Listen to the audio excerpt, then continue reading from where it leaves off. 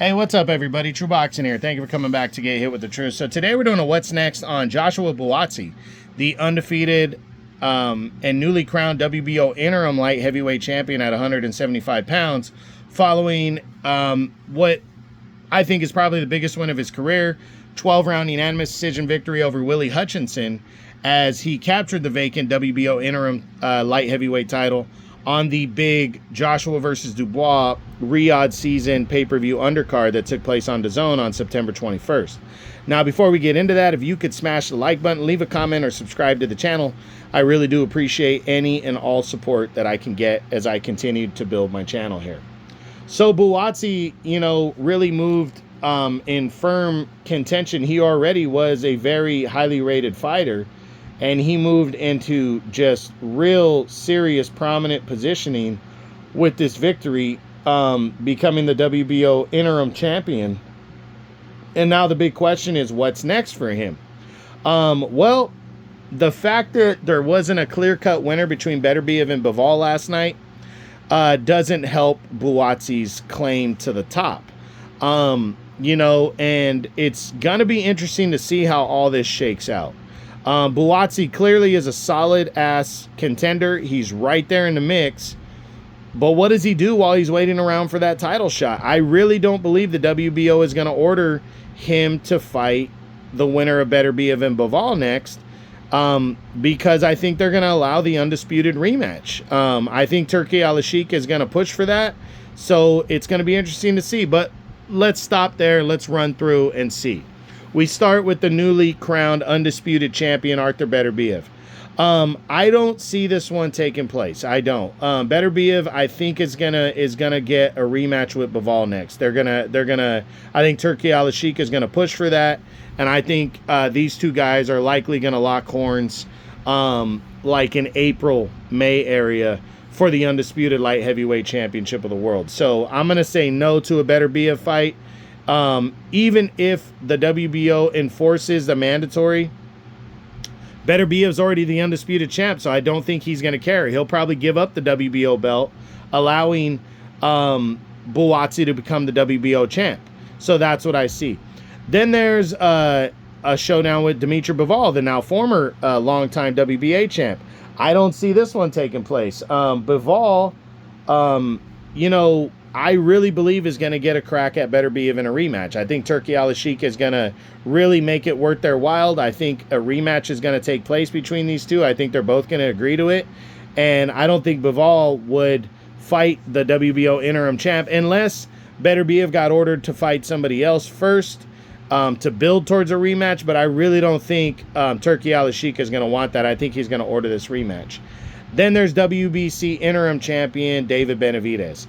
I mean, I say if Benavidez, I'm a huge proponent of the super mandatory position. You have two interim champions right here. If they were to collide, Benavidez is going to fight David Morrell likely in December. If Benavidez beat Morrell and became the regular champ, quote-unquote interim champ of the WBA, he's already the WBC interim, and they got to wait through undisputed. This fight right here between these two would be monstrous, because you would have the interim, the super mandatory position. The winner here is basically your next champion, or he's absolutely 150% in line to fight the winner of the rematch between Beterbiev and Bivol. So why not do that? Why not have the super mandatory? I keep calling for that for years now. When you have mandatory, just to keep the undisputed title on one guy, and these guys start fighting each other to knock the other guys off and become the super mandatory challenger right there. That way they can't run, and if they run, they're absolutely ducking their mandatory, because he's a multiple mandatory fighter. I'm a huge proponent of that. I honestly don't think it's going to happen, though. I don't see him and Benavidez fighting.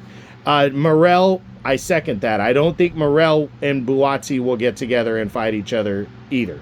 Then there's Anthony Yarde. This one's interesting. This fight almost happened. This was actually supposed to happen for the interim belt. Anthony Yarde is the WBO's #1 ranked contender. will the WBO order Buatsi to fight Yard on maybe the undercard of Beterbiev and Bivol, or an earlier card like Joshua Dubois? Will they order Buatsi and Yard to fight each other for the WBO interim title? It's going to be interesting to see, because it's such a lucrative battle, because they're two British light heavyweights, and it would be a big fight for the division. And then in the UK, it's going to be hard to pass up on a lucrative bout like that. I really do think Buatsi and Anthony Yard could happen next.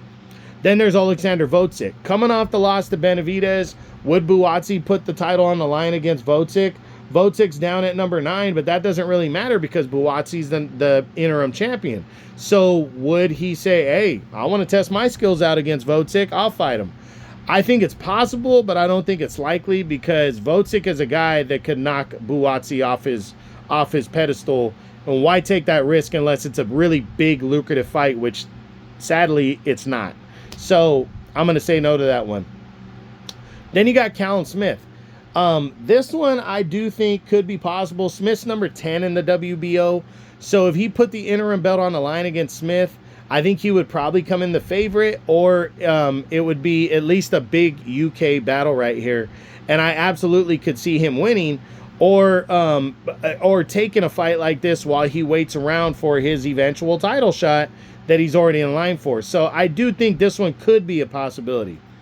Then there's a rematch with Willy Hutchinson. I don't see that one. He beat Willy Hutchinson convincingly. I don't see the two rematching. Then there's Joshua Buatsi. I'm sorry. This is Buatsi. I read something right now. Then there's Michael Eifert, the number 1 ranked contender from Canada in the IBF. Maybe, again, super mandatory shit right here. If he were to fight him, that would make him the mandatory in the IBF, but he's not ranked in the IBF right now, so I'm going to say no to that. Then there's Malik Zinad that I have at number 10 right now, right around the top 10. He's coming off the loss to Bivol. Would he fight a guy like Zinad just to kind of stay busy? Possible, but I don't think likely. Other guys, Hot Rod, lost to David Morrell. Wouldn't be a bad option if he were to stay busy. Dan Aziz, I think, would be a real possibility, because Dan Aziz also fought... this would be a rematch. I'm sorry. Buatsi and Dan Aziz. I don't see that one taking place. Adam Dines, a former world champion, or former world title challenger against Beterbiev years ago. I think that's a fight that he could take. Dines is... Dines was ranked in the WBO. I think he's dropped out now, so... You know what? I take that off the table. I'm going to say that is no longer a possibility. Ali Ishmailov, maybe a possibility there. WBO number 6, or he was the WBO's number 6. He is now the WBO's number 8, so that one could be a possibility. Connor Wallace is the WBO's number 5. Zach Parker could be a possibility. He's the WBO's number 4. And then you got Jesse Hart also banging around there. So I think there's a lot of different possibilities. I think the biggest name that he might get next would be an Anthony Yard. He's the WBO's number 1 ranked contender. Albert Ramirez is ranked highly as well in the WBO. He's number 2 right now. That could be a possibility, but he also has these other British names that would be big fights while he waits around for an eventual shot that would only build his resume even more. Again, I said Callum Smith. Who else did I say? Callum Smith and Zach Parker, and even American Jesse Hart. So going to be interesting to see what happens with Buatsi. I don't think he's going to get the title shot, but I do think he has a chance of landing something big in his next fight while he defends the WBO interim belt. But also you have to factor in the possibility, and this is the last possibility, is the WBO could order Beterbiev to fight Buatsi, and Beterbiev is probably going to fight Bivol or another big fight. Beterbiev has already been undisputed. He doesn't care about, he probably wouldn't care about holding all 4 belts because he already claimed them. So Buatsi gets upgraded, and then the WBO orders him to fight Anthony Yard. So I do think Anthony Yard is the most likely name. But if he's going to wait around, there are other options for him to build his name again, build his name on. And I also think he might go that route. So we'll see what happens. But that's it. That's what I got. That's my what's next on undefeated light heavyweight contender Joshua Buatsi, following his hard-fought 12-round decision victory over Willy Hutchinson as he captured the vacant WBO interim light heavyweight title at 175 pounds. I hope you enjoyed the video. If you did, smash the like button, leave a comment, or subscribe to the channel. I appreciate any and all support. This is True Boxing, and you've been hit with the truth.